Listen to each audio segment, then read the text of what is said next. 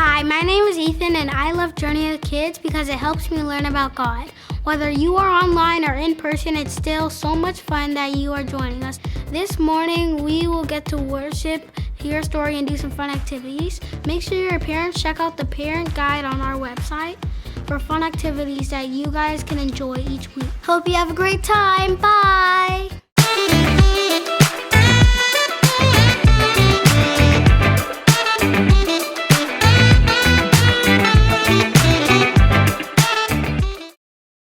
Hope is here, shout the news to everyone. It's a new day, peace has come. Jesus saves, mercy triumphs at the cross. Love has come to rescue us. Jesus saves. Hope is here, what a joyful noise we make as we join with heaven's song to let all the world know that Jesus saves. Praise a shout to let all the world know that Jesus saves. Free at last, every debt has been repaid. Broken hearts can be remade. Jesus saves. Sing above the storms of life, singing through the darkest night. Jesus saves. Free at last, what a joyful noise we make as we join in heaven's song to let all the world know that Jesus saves. Praise a shout to let all the world know that Jesus saves. You save, you heal, restore, reveal the Father's heart to us. You help to raise us from the grave. His Spirit lives in us. Sing it out to let all the world know that Jesus saves. Praise a shout To let all the world know that Jesus saves. Sing it out to let all the world know that Jesus saves. Praise a shout to let all the world know that Jesus saves. Sing it out to let all the world know that Jesus saves. Praise a shout to let all the world know that Jesus saves. There you go. Thank you. Hey, welcome to the Story Lab. This week we're talking about humility while we take a look at the story of someone really important who took on the job of a servant.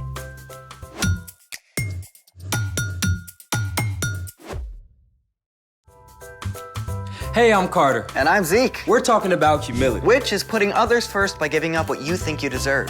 I think you should go first and tell everyone what we're doing today. Oh, I couldn't possibly. You first. No, you. No, you. You. You. This is ridiculous. Agreed.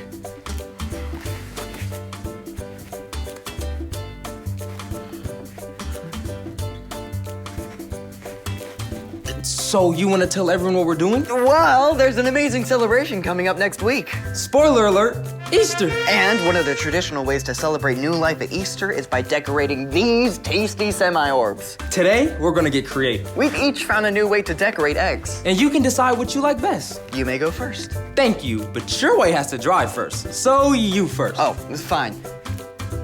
Did you just win at being humble? Let's make it.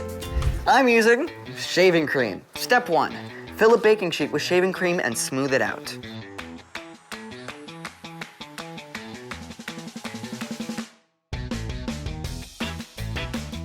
Step 2, drip food coloring all over the cream. Lots of food coloring. Then swirl it around with a toothpick.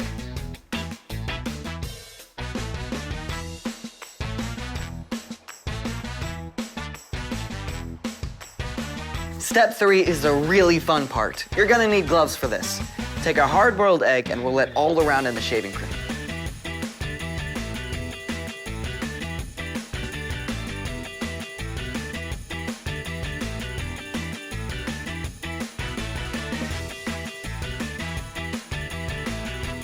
Make sure they're completely covered.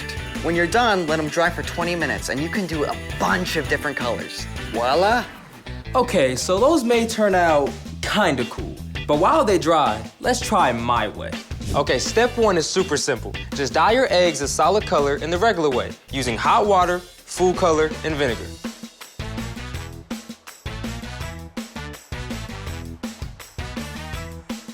Now we get to the fun part. Step 2, fill a small bowl or container with 1 inch of fresh water. Now, choose the color that you want to marbleize your egg with. It should be darker than the color of the solid egg, so use a lot of food coloring.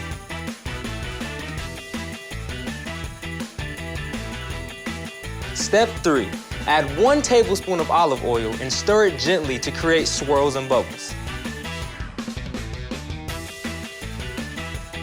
Step 4, take the solid colored egg and place it in the oily water. Roll it around with a spoon and hold it in place for a few seconds here and there to absorb more color. The longer you roll your egg around, the more marbled it will be.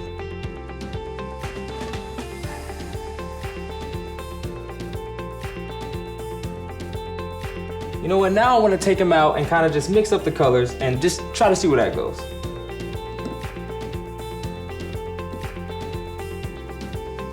These eggs are gonna look very good. Mine are gonna look better.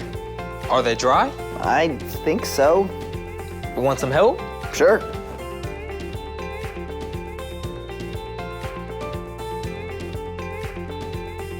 It's like an archaeological dig. What lies beneath? Ooh, that is pretty. Look at this.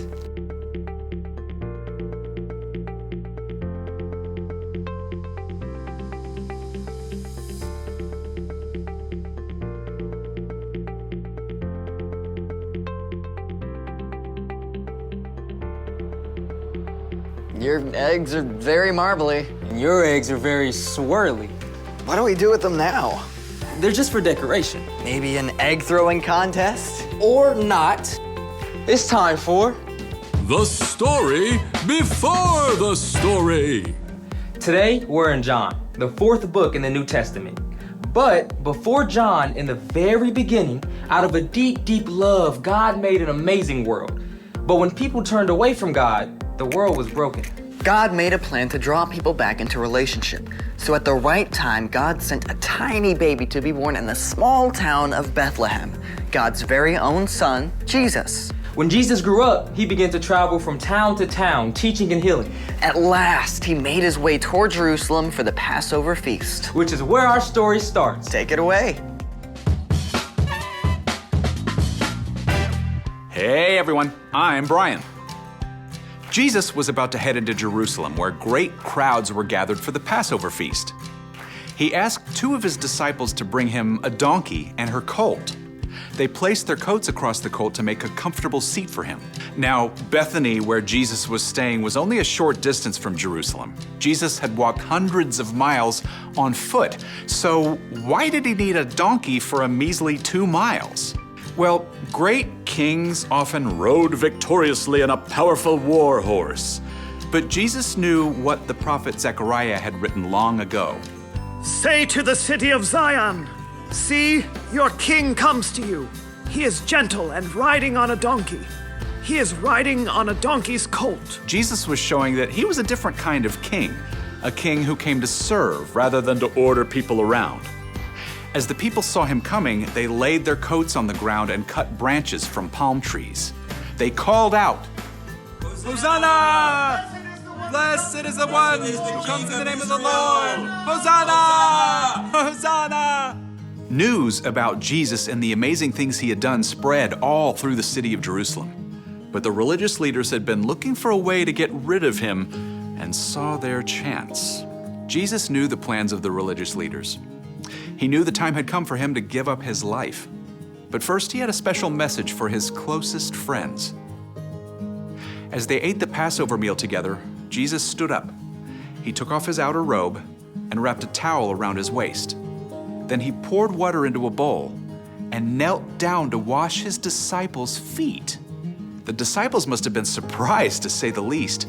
Washing feet was a dirty job saved for the lowliest servant.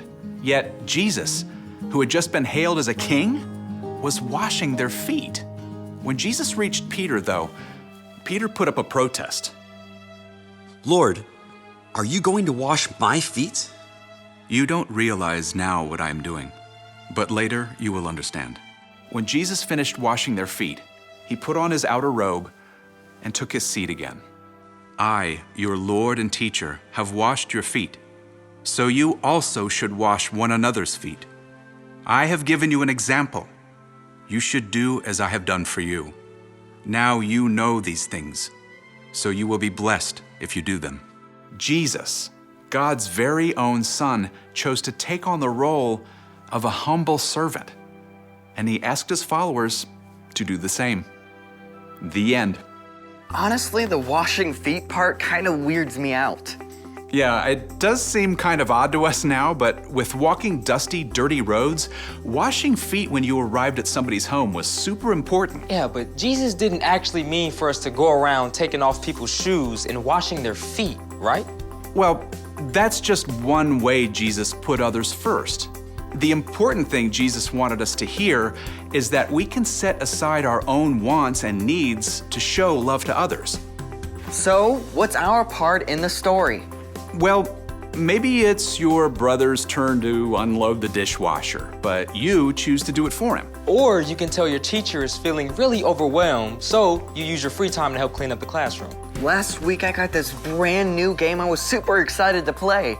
But then my dad got home with a giant load of mulch to spread on the flower beds. So I put off playing my game to help him. Yeah. See, if you keep your eyes open, there are opportunities all throughout your day to put others first. And you don't actually have to wash their feet to do it. That's good, right? I'll see you next time. Here's the thing, Jesus put others first. So what are we gonna do with these? Well, my aunt is Greek, and they do this thing where they hold the egg like this. You do one too. Oh, okay. Then you say, Christos Anesti. What's that? It means Christ is risen, and then you tap the eggs together. The egg that doesn't crack wins. Let's do it. Christos Anesti. Ooh, I win. The egg just cracked. my turn. All right, ready? Whoa, whoa, whoa, whoa! Tap, not smash. Yeah, sorry, can we try again? Sure. Thanks for joining us in the Story Lab. See you next time. All right, ready? Ready. Ugh.